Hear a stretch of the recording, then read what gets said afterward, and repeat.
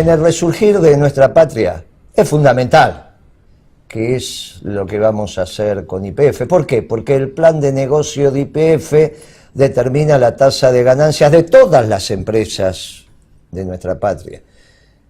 No es lo mismo tener el combustible a precios internacionales que tener el combustible por encima, como están hoy, de los precios internacionales. Pero este aumento del combustible líquido o gaseoso comenzó también cuando quizás en la YPF, estatizado en el 51% de las acciones, el plan de negocios no fue el mejor. El plan de negocios de Galucho, que pasó de empleado petrolero a petrolero, ya empezó a deteriorar la competitividad de nuestro aparato productivo porque empezó a aumentar el precio de la energía. ¿Cómo se resuelve esto? Es muy sencillo. El plan de negocio de la nueva YPF la tienen que hacer aquellos que defienden los intereses permanentes de la patria. ¿Quiénes son? Y son los trabajadores. Los trabajadores de YPF, no, el conjunto de los trabajadores. Los trabajadores individuales, no, como enseñó Perón, a través de sus organizaciones permanentes, que es el Movimiento Obrero Organizado. El próximo plan de negocio de YPF lo va a tener que hacer el confederal de la CGT.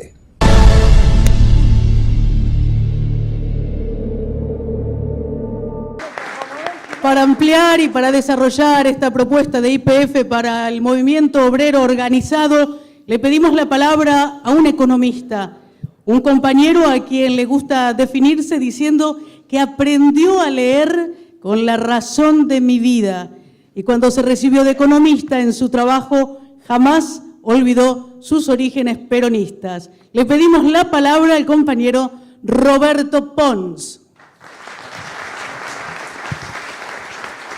Que fue alumno y ahora me enseña, ¿no? Siempre los alumnos enseñan a los profesores, ¿no? También, son dos. Bueno. O sea, me salió derecho, por lo menos. No de derecha, derecha.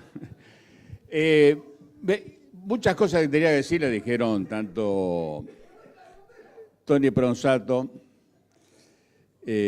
como, por supuesto, en el video, Guillermo. Entonces, quiero ampliarlo de la siguiente manera, porque si no parece que es una propuesta pura galería, queda bien. No, no es que queda bien, es necesaria.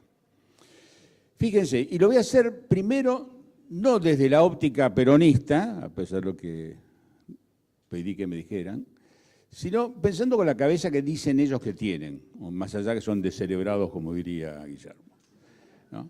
Nos vienen insistiendo con la competitividad.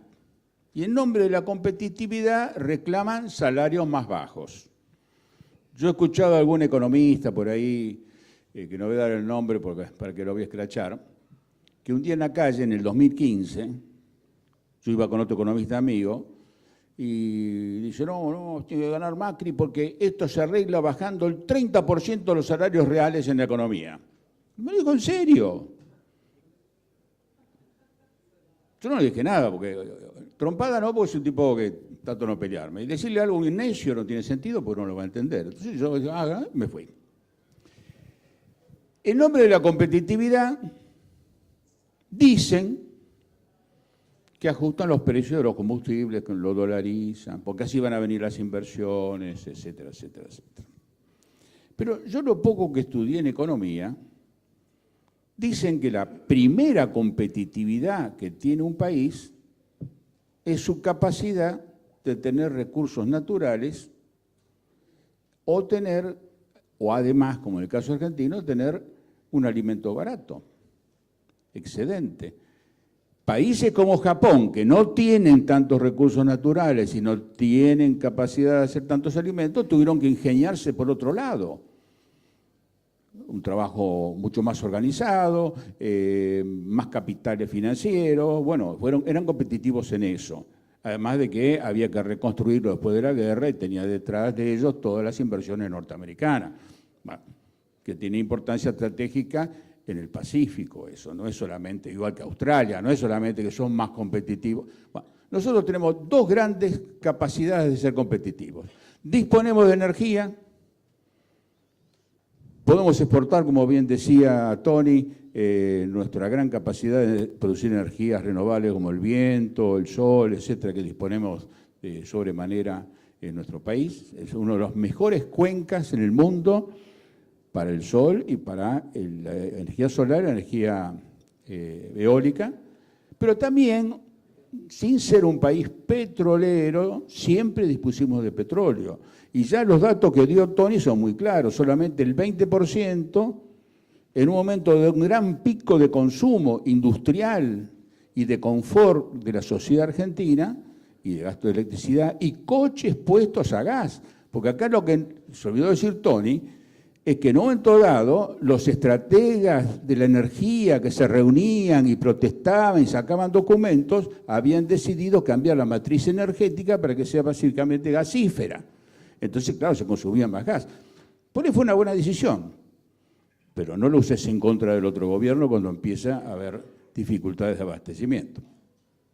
Entonces, si estos dos elementos que disponemos, el alimento y la energía, que son gran base de nuestra competitividad, más la inteligencia y la capacidad de nuestros trabajadores y nuestros profesionales, que también están en nombre de la competitividad tratando de destruir, y ahí está la marcha de las universidades, que nos quieren sacar las universidades, la gratuidad y el trabajo de nuestros científicos. Entonces, ese elemento de competitividad también lo quieren destruir. Entonces, si nos ponen a un precio internacional la energía y el alimento, sin tener la implicancia que tiene nuestra competitividad en el comercio exterior, nos sacan la única posibilidad de superar un país, un territorio extenso, con poca población, nos han destruido el mercado interno de consumo, y bueno, todo esto hay que reconstruirlo a favor del pueblo y de las empresas. Entonces, ¿por qué YPF? Lo dijo bien Guillermo, YPF es la nave insignia no solamente en la investigación y en la exploración, sino también en la formación de los precios. Cuando se privatizaron, en la década del 90, los contratos de concesiones, ¿con quién fue firmado? No fue firmado con el Estado Nacional, fue firmado con YPF. Cuando yo tuve que hacer una vez un trabajo de investigación, conseguí parte de esos contratos, que todavía creo que los tengo, eran contratos entre partes YPF, porque YPF, además de producir, exploraba. Pero además, lo más importante de eso, sabía lo que había. Acá se le dio a los privados y ya no sabemos qué reservas hay. El privado, de alguna manera, usa o deja de usar su información en función de cómo puede presionar un mejor negocio. Un buen hombre de negocios, si yo tuviera la demostradora, haría exactamente eso. No hagamos la de Pugliese, la pelea del corazón me contestó con el bolsillo. El empresario está para contestar con el bolsillo, es claro. En una maestría que damos entre ingeniería, derecho y económicas de la UBA, él, siendo presidente o CEO de Shell, venía y tomó clase. Y un día me preguntó cuál era el precio, porque es un monopolio, cuando hay grandes empresas hay monopolio. Entonces, que había, bueno, esa renta extraordinaria hay que distribuirla de otra manera, no puede quedar solamente para en este caso el productor. Parte le tiene que ser el Estado para distribuir, parte al consumidor con un menor precio, bueno, parte para las regalías a las provincias. Entonces me dice, bueno, ¿y cuál es ese precio extraordinario? Bueno, eso lo sabe usted mejor que yo. ¿Y cuál es el precio ordinario? Eso lo sabe usted mejor que yo, porque usted está operando.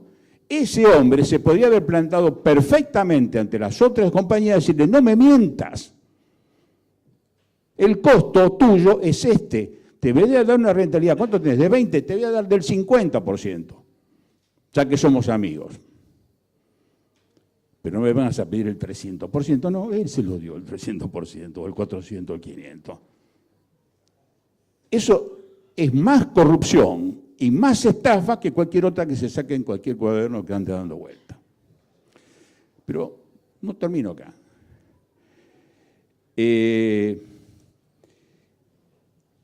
Bien dijo Tony, la soberanía energética. La soberanía energética no es un invento argentino. la soberanía energética está en cualquier manual de cualquier país del mundo. Y el primero que lo tiene en su agenda es Estados Unidos, que hasta hace guerras para conseguir el petróleo a un buen precio y a una calidad y a una oportunidad de entrega. O hace negocios con acuerdos comerciales. Lo hace Europa. Y las tres cosas que plantean esas agendas públicas de los estados soberanos es el acceso de la energía, el tema del medio ambiente y el tema de la seguridad energética. En cualquiera de las tres, el mercado no lo resuelve. Lo resuelve la política de Estado. Entonces, en el caso de YPF, lo que está en el subsuelo es del pueblo y la patria argentina.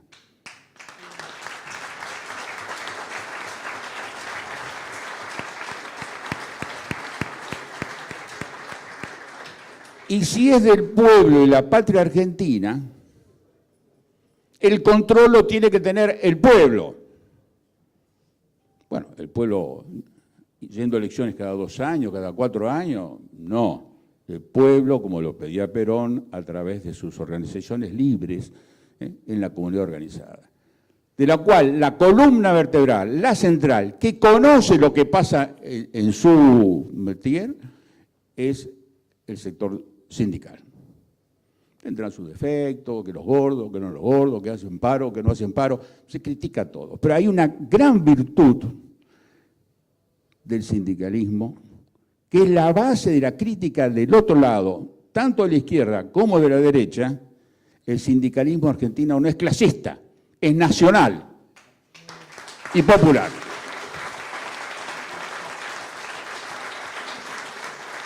Y si es nacional y popular, es la mejor garantía para que administre mis fondos que como pueblo soy dueño.